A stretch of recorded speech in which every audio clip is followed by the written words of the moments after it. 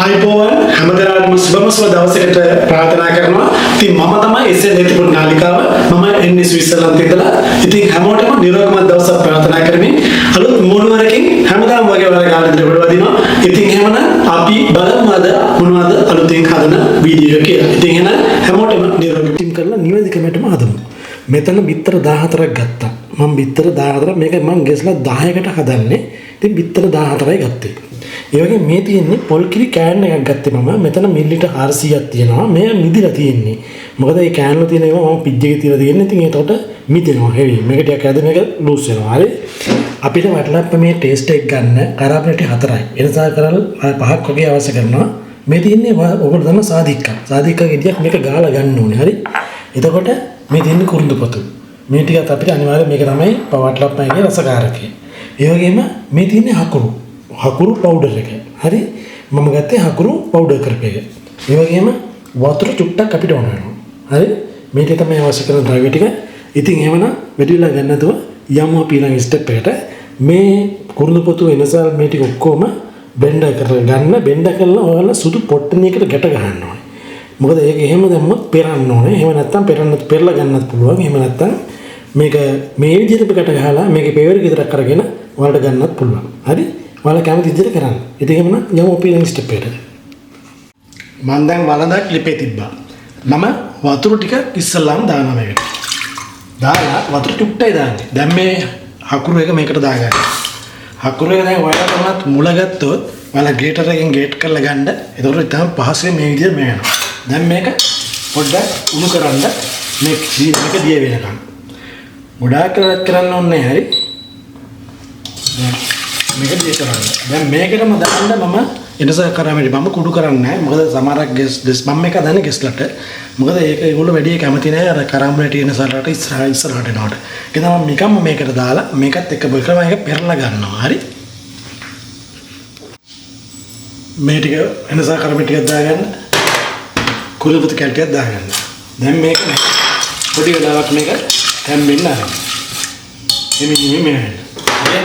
මේ මස් මේ සාදික ගෙඩිය මේක ගාලා ගන්න ඕනේ අපි. ගාලා මේ උඩින් එකතු කරනවා මම ඒක පෙන්නන්නම් ඒ වෙලාවට. ඒ වගේම කදුමිති පොඩ්ඩකුත් ලෑස්ති කරගන්න ඕනේ මට පෙන්නන්න බැරුණා ඔයාලට.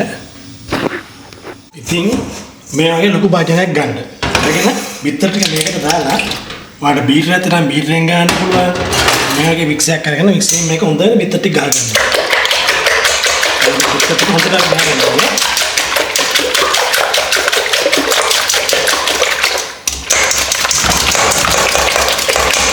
ඒ විදිහට බිත්තර ටික නවර කරගන්න. දැම්මම මට පෙන්වන්න බැරිලා වැනිලා එසස් පොඩ්ඩකුත් මම එකතු කරගන්නවා. වැනිලා එසස් පෙරි මේසනෙන් මේ තේයනි භාගයක් වගේ වෙන්න එකතු කරගන්නවා. හරි.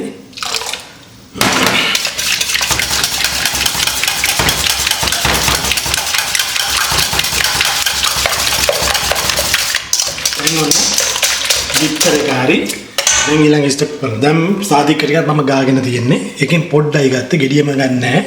සාදිකයත් තේන්දි බායක් වගේ ඉන්න තමයි ගත්තේ. හරි. දැන් ඔයාලට පේනවා මේ පැණි එක දැන් උණු වෙලා තියෙනවා. දැන් ගොඩාක් කපවන්න අවශ්‍ය නැහැ. දැන් ලිපෝප් කරලා ඔයාලා මේ පොල් කිරි එක මේකට දාන්න. එතකොට ඉක්මනට පැණි එක දිමෙනවා. පොල් කිරි මේකට කලම් කරන්න. මේ පොඩි කලම් කරගන්න.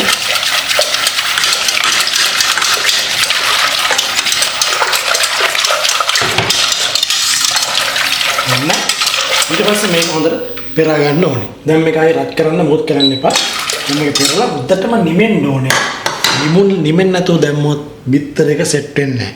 අනිවාර්යෙන් හොඳටම අන්ටිල් නිමෙන්න ඕනේ. නිමල්ල තමයි අපි බිත්තර එක මේකට කලවම් කරන්න ඕනේ. දැන් මේක අපි පෙරා ගන්නවා මෙහෙම.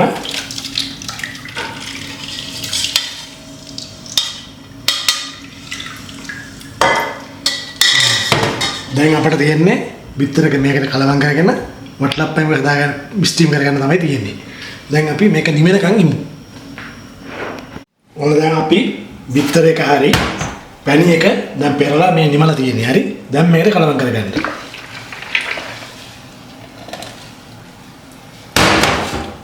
මේක හොඳට කලවම් කරන්න.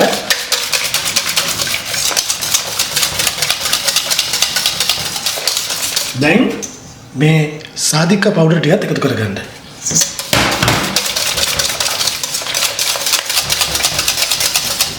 සාමාන්‍යයෙන් මේක ඉස්සුවාම මෙන්න වගේ මේ අර උකුගතිය පොඩ්ඩක් තියෙන්න ඕනේ. හරි. නැත්තම් බිත්තර මදි වගේ තේරෙනවා වල බිත්තර දා ගන්න ඕනේ. හරි. දැන් අපිට තියෙන්නේ වටලප්පයක ස්ටීම් කරගන්න විතරයි. ඉතින් දැන් අපි එකතු කරගන්න මේ වගේ එකක භාජනයකට දා ගන්නවා මේක.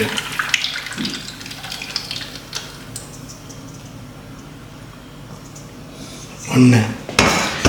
දැන් ඔයාලට පුළුවන් මේ මිටි ටික විතරක් දාන්න. මෙහෙම.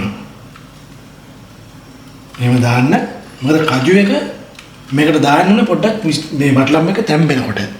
නැත්තම් මේක අර කජු ටික යට යනවා. හරි?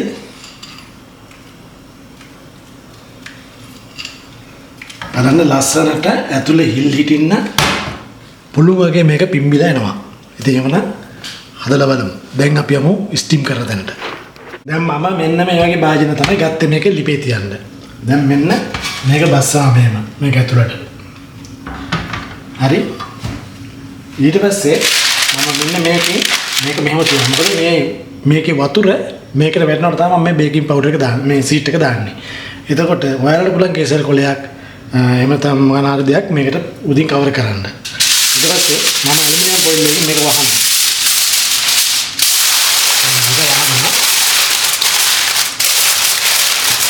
මේක සිල් කරලා මාලේ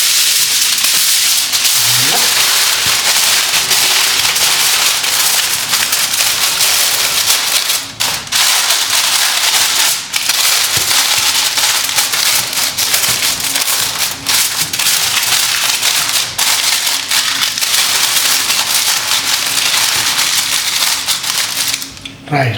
හරියට විනාඩි 40ක් ඔයාලා මේක මේ විදිහට ස්ටීම් කරන්න. හරියට විනාඩි 40ක්. ඊට පස්සේ අපි බලමු වටලක්කම කොහොමද කියලා. හරියට විනාඩි 40කට පස්සේ මම දැන් මේක බලන්න යන්නේ. හරිද? බලන්න මම කජු ටික දැම්මා. මේක කජු ටික වල ඉස්සලා දැන් බලන්න ඔන්න වටලක්කම සෙට් වෙලා තියෙන්නේ. ඉතින් බලන්න ලස්සන කලර් එක බලන්න පිම්බිලා ඇවිල්ලා තියෙනවා.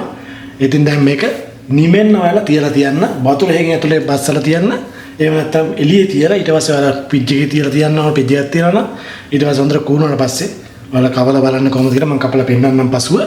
ඉතින් හදලා බලන්න හොඳ දෙයක් කියලා දුන්නා. අවුරුදු මේසේ අවුරුදු අමුත්තන්ට අද කාලේ ඉතින් හරිම ලේසියෙන් පහසුවෙන් හදන ක්‍රමය තමයි ඔයාලට කියලා දුන්නේ. මම ප්ලාට්ලප්පන් හදන්න දැන් ඉන්න කට්ටිය ටිකක් කම්මැලි බයයි. බය වෙන්න එපා. මේ ක්‍රමයට වලට කවදාකවත් වරදින්නේ නැහැ. ඉතින් එහෙමනම් හැමදාම වගේ නිරන්තරයෙන් අලුත් දෙයක් කරන් ඔයාලා ගාවට අරන් එනවා. නිරන්තරයෙන් අලුත් දෙයක් කරන් ඊවට කොට වදිනවා. ඉතින් හැමදාමත් වගේ මම ඔයාලට ප්‍රාර්ථනා කරන්නේ නිරෝගීමත් දවසක් වෙන්න හැමදාටම තෙරුවන් සරණයි.